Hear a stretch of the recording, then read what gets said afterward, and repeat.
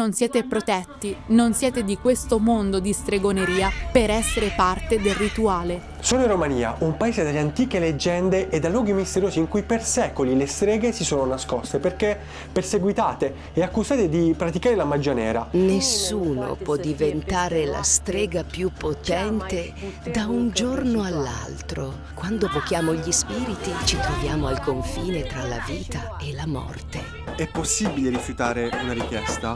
No, non posso rifiutare perché sono una strega. Oggi, in un mondo iperconnesso come quello in cui viviamo, ci sono ancora delle donne che si definiscono delle streghe e che hanno un'influenza fortissima sulle comunità locali.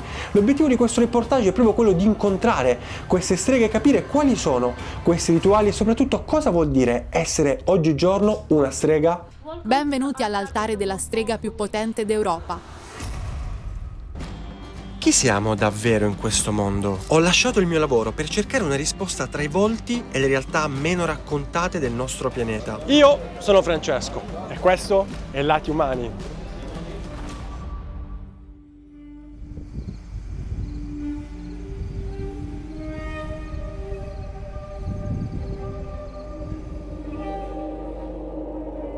Adesso sto per incontrare la strega più potente di tutta Europa, almeno lei così si definisce, e le persone si rivolgono a questa persona per fare le richieste più assurde, dall'essere guariti da malattie molto gravi o anche semplicemente per avere un po' di fortuna. Non essendo per me la prima volta qui dentro, mi hanno detto che devono farmi un piccolo rituale, prima rituale quello principale, per scacciare via le energie negative. Să rămâneți curați și luminați în știrea Maicii Domnului dați, cu binecuvântarea noastră împreunați. Bine ați venit în altarul celor mai puternice vrăjitoare din Europa. Vă rog, poftiți! Benvenuti all'altare della strega più potente d'Europa. Nel mio altare, io, Mihaela Minka, ho ereditato questo luogo magico di generazione in generazione. È la casa della mia bisnonna.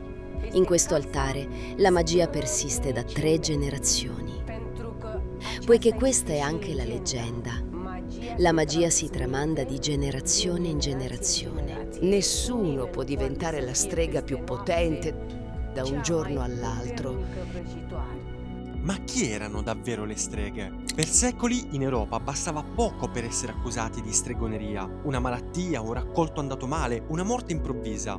E quasi sempre a pagare erano le persone più vulnerabili, soprattutto donne considerate diverse, scomode, o semplicemente senza nessuno che le difendesse. Nei momenti di paura trovare un colpevole è sempre stato più facile che trovare una risposta. Eppure oggi, in Romania, è successo qualcosa di diverso. Quelle figure un tempo perseguitate sono diventate persone a cui migliaia di individui si rivolgono ogni giorno. Politici, imprenditori, personaggi famosi e persone comuni che cercano consigli prima di prendere decisioni importanti. E questo perché forse ci sono ancora tantissime domande a cui continuiamo a non trovare una risposta. La paura del futuro, il dolore, l'amore e la speranza. La magia è un lavoro molto duro, ma è anche una benedizione. Ma comporta rischi enormi, perché quando pratichiamo e invochiamo gli spiriti ci troviamo al confine tra la vita e la morte. Ed è per questo che presto apriremo la nostra prima accademia della tradizione e della magia rom. Ma non solo per queste persone che ci chiedono come imparare la magia, anche per la nostra minoranza, perché in Romania c'è ancora molta discriminazione. E la nostra minoranza non ha la possibilità di andare in una scuola normale, di studiare o di trovare un lavoro, perché non glielo permettono, perché hanno paura di loro, dicono no, gli zingari no. Perché ci sono ancora tante persone che non sanno parlare bene il romeno. Ma per capire la storia di Mihaela Minka bisogna partire dalle sue radici. Mihaela appartiene alla comunità rom, un popolo che per secoli ha vissuto ai margini della società, spesso escluso e discriminato. Ed è proprio qui che emerge un aspetto sorprendente. Per molte donne rom, la magia non è stata soltanto una tradizione, è diventata un'identità, una professione e in alcuni casi una delle poche strade per conquistare prestigio e indipendenza economica. In un contesto in cui le opportunità erano poche, il ruolo della strega ha permesso ad alcune di costruire un'autorità che andava ben oltre i confini della propria comunità. Ed infatti oggi Micaela è considerata da molti la strega più influente d'Europa. Nella sua casa arrivano persone da tutto il continente, convinte che lei possa vedere ciò che agli altri sfugge. E questo, secondo me, rappresenta un paradosso interessante. Una donna appartenente a una delle minoranze più discriminate d'Europa è diventata un punto di riferimento per chiunque cerchi risposte sul proprio futuro. Questo è il dente della bisnonna di mia madre, Questo qui, wow. perché ai suoi tempi era una strega molto potente e crudele. Non ha mai fatto del bene. Quando la gente le chiedeva di fare qualcosa di buono per loro, lei rispondeva: vai via. Una delle cose più difficili di questi viaggi è quello di orientarmi nel nulla delle mappe o anche tradurre interviste come quella con Micaela, ed è per questo che quando viaggio in tutti quanti i miei reportage utilizzo uno strumento veloce ed efficace, ossia Airalo, la principale piattaforma di eSIM che mi serve per avere sempre internet all'estero e non impazzire con il roaming. Oppure fare file chilometriche per comprare una SIM fisica e magari trattare anche il prezzo e perdere altro tempo. È tutto 100% digitale e super economico, basterà semplicemente scaricare l'app di Airalo, scegliere il proprio piano in più di 200 paesi di destinazione, piani che vanno da 1 giga fino a dati illimitati, installare l'iSIM seguendo le istruzioni dell'app e ci vogliono pochissimi minuti. Ma soprattutto una volta arrivati basterà andare nelle impostazioni del telefono e attivare la linea e siete subito online. Io vi rimando al primo link sotto il video per usufruire del codice sconto Lati Umani. Raga, utilizzate le SIM Airalo perché è una delle cose più comode quando si viaggia. E ora torniamo ai reportage e soprattutto al rituale di magia nera. Ma ti senti discriminata in quanto strega qui in Romania? Evidentemente. È successo anche alcuni anni fa. Motivo per cui sono stata spinta a prendere tutta la mia famiglia e andarmene negli Stati Uniti. Sarei dovuta restare lì, ma la terra romena mi ha chiamata indietro per combattere contro lo Stato romeno e riuscire ad aprire la scuola di magia. E sono tornata in Romania con un piano ben stabilito, insieme alle mie figlie.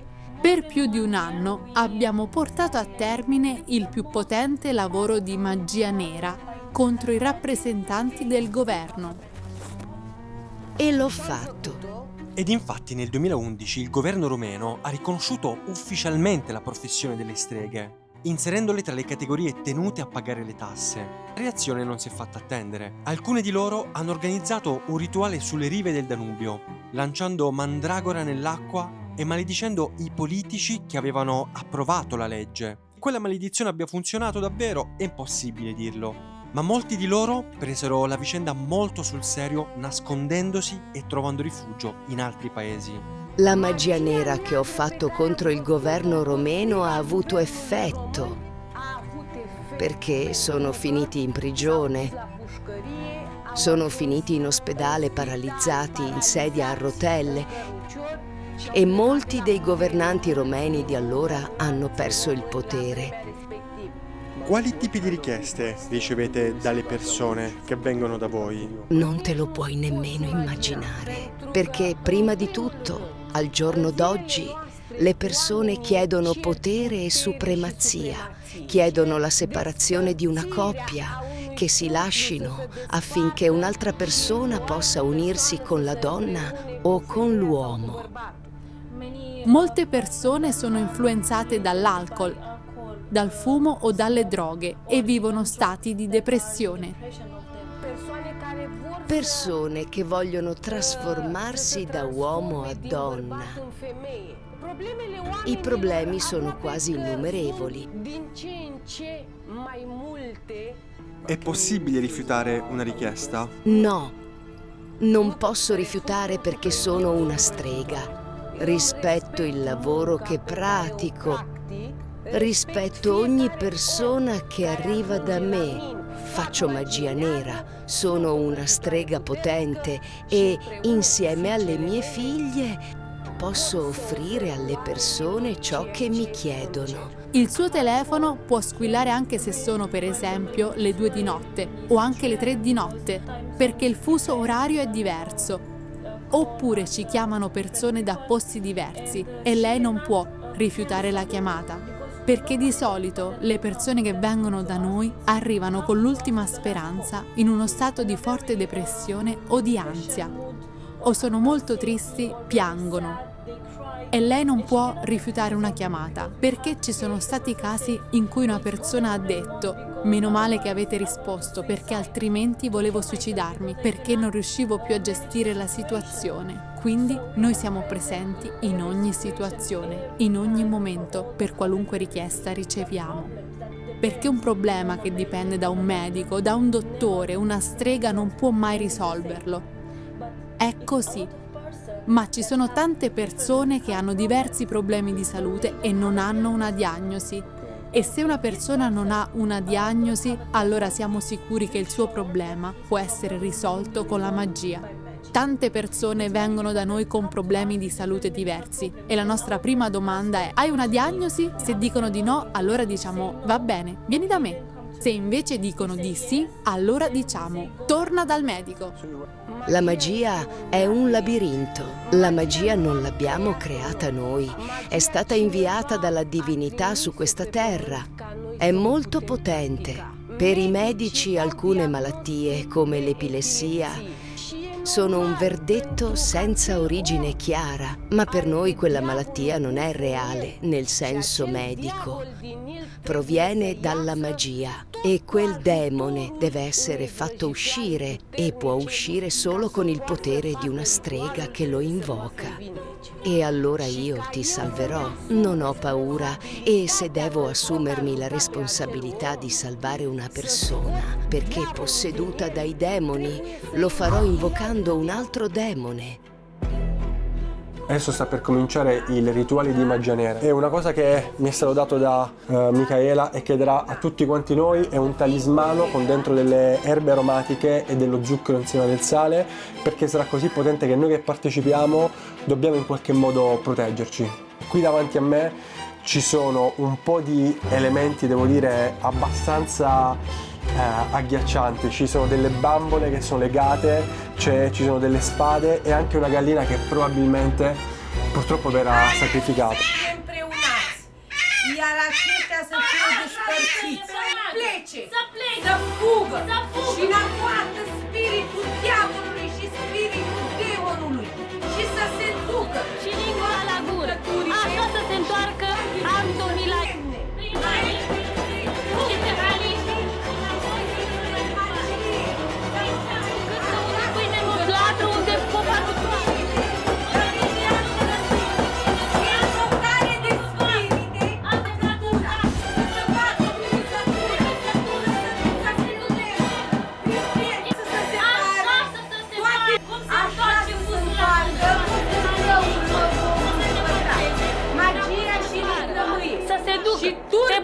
butucite, de mii de ani părăsite. Unde cocoș nu cântă, unde pâine nu... Spiritele și descântecele să pună în mâinile noastre, să se despartă, să fie allungate. Persino la persona che chiede questo rituale non può essere presente, perché non siete protetti, non siete di questo mondo di stregoneria per essere parte del rituale. Questa è anche la ragione per cui hai ricevuto questo talismano, per essere al sicuro durante il rituale. Non so voi, ma io sono veramente scioccato per quello che ho appena visto. Una gallina che è stata spennata viva ed è stata anche sacrificata. Tutto questo perché la persona che ha commissionato alle streghe questo tipo di rituale è una donna che ha chiesto espressamente di far dividere definitivamente suo marito e l'amante. Dice che ormai sono 15 anni che va avanti questa relazione. Per me è incredibile pensare che una donna possa chiedere alle streghe di separare suo marito dalla sua storica amante e di far sì che suo marito possa rinnamorarsi nuovamente della moglie, appunto, che ha commissionato questo tipo di attività. E, cavolo, tutto questo non me lo sarei minimamente immaginato. Nel nostro altare la magia è imprevedibile ogni volta. Questi rituali necessitano sacrifici. Per la magia nera bisogna utilizzare il sangue, perché soltanto il sangue di un animale può sfamare gli spiriti della notte, così che io possa manipolarli e chiedere ciò che voglio. Quando una goccia di sangue entra nel rituale, luce e tenebre sono insieme.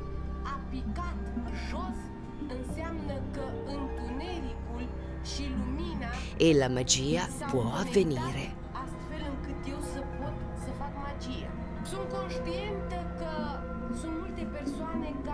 So che molte persone giudicheranno il sacrificio di un animale.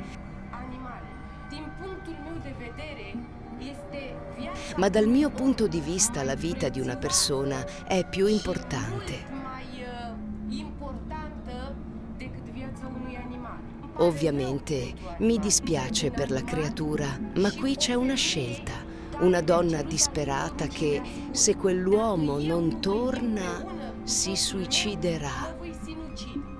E quindi, come streghe e ovviamente come persone, scegliamo la donna. Wow.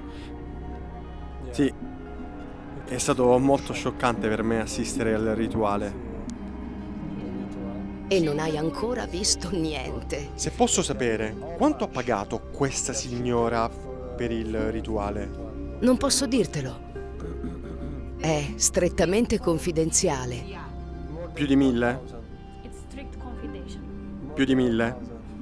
Perché essere una strega non è facile, non è solo quello che si vede in camera. È molto più di preghiere o candele. Voi avete tante responsabilità, immagino. Esatto. Questo è il motivo per cui ci conoscono in tutto il mondo. Per secoli le streghe sono state perseguitate, umiliate e condannate. Bastava un'accusa per perdere tutto. Oggi, almeno qui in Romania, quelle stesse figure sono diventate persone a cui migliaia di individui si rivolgono in cerca di aiuto, speranza o risposte. Che la magia esista oppure no, probabilmente non è la domanda più interessante. La domanda è perché ancora oggi così tante persone sentano il bisogno di bussare alla porta di una strega. Forse perché ci sono paure, dolori e domande che nessuna certezza riesce davvero a cancellare.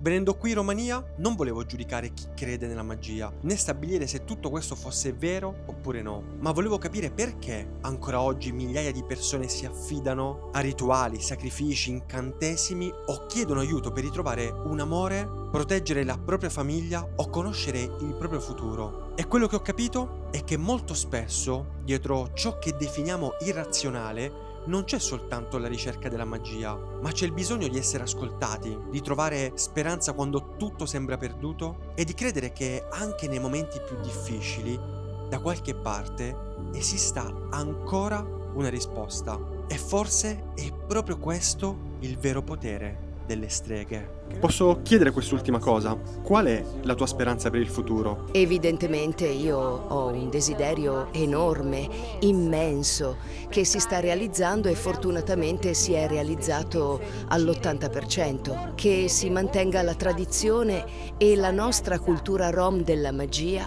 e che vada avanti attraverso l'accademia, il museo che ho creato e la scolarizzazione in modo mondiale, insieme alla mia comunità per mantenere le tradizioni. E la cosa più importante è che moltissimi praticanti in tutto il mondo desiderano imparare la nostra pratica tradizionale, e perché le mie figlie hanno grandi conoscenze nella magia tradizionale e sanno parlare la lingua inglese, insegneranno anche agli altri praticanti la pratica che a noi viene tramandata di generazione in generazione.